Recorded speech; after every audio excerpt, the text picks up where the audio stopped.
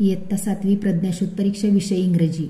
तर इंग्रजी विषयामध्ये ग्रामर ट्रान्सफॉर्मेशन ऑफ सेंटेन्सेस या घटकातील आपण ॲक्टिव्ह व्हॉइस आणि पॅसिव्ह व्हॉइस यावरील काही सॅम्पल क्वेश्चन्स कालच्या व्हिडिओमध्ये पाहिलेले होते. आज आपण काही प्रॅक्टिस क्वेश्चन्स पाहूयात. Choose correct passive voice. They were collecting coins म्हणलेलं आहे. तर या ठिकाणी ह्याचं पॅसिव्ह व्हॉइस कसं होणार आहे पहा. Coins were collected by them होणार आहे.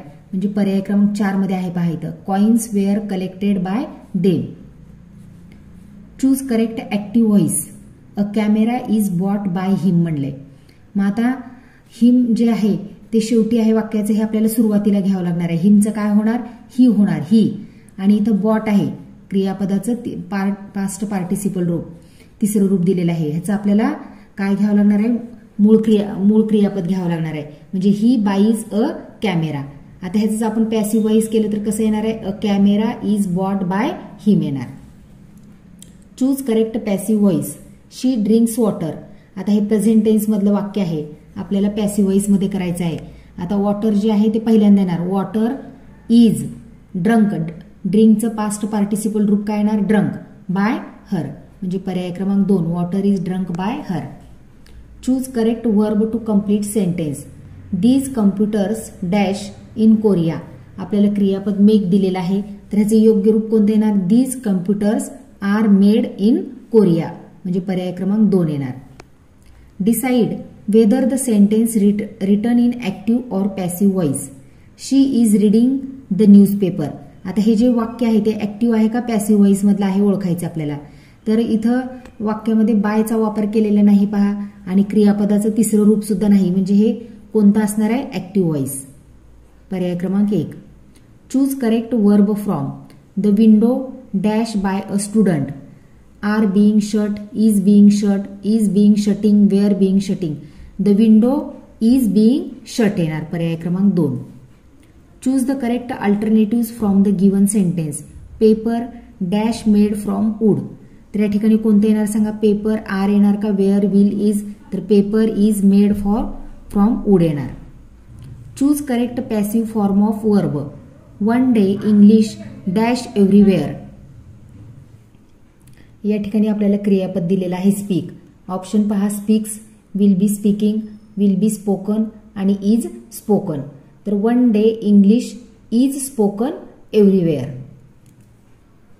तर या ठिकाणी इज स्पोकन हा पर्याय या ठिकाणी येणार नाही. तर योग्य पर्याय काय येणार, one day English will be spoken everywhere. म्हणजे पर्याय क्रमांक 3 येणार. पुढचा प्रश्न पहा. Find out correct alternative with passive voice. A car was being washed by him. Manoj helps to poor.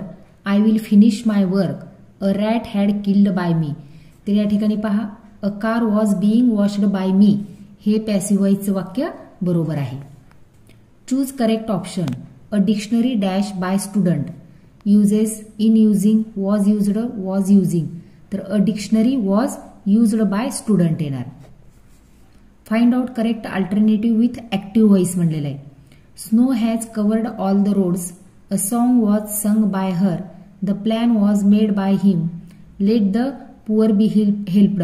तर या ठिकाणी पर्याय क्रमांक 2, 3, 4 जे आहेत ते पॅसिव्ह व्हॉइसचे आहेत, आणि या ठिकाणी पहिला पर्याय जो आहे तो ॲक्टिव्ह व्हॉइसचा आहे.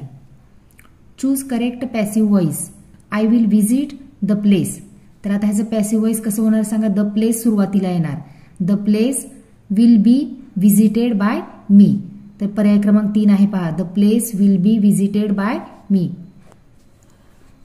Fill in the blank with appropriate form of passive voice. A car dash by a villager. Will discovered, was discovered, had discovered आणि were discovered. तर a cave was discovered येणार या ठिकाणी. पर्याय क्रमांक 2. Choose correct alternative with negative meaning. My brother dash in Japan.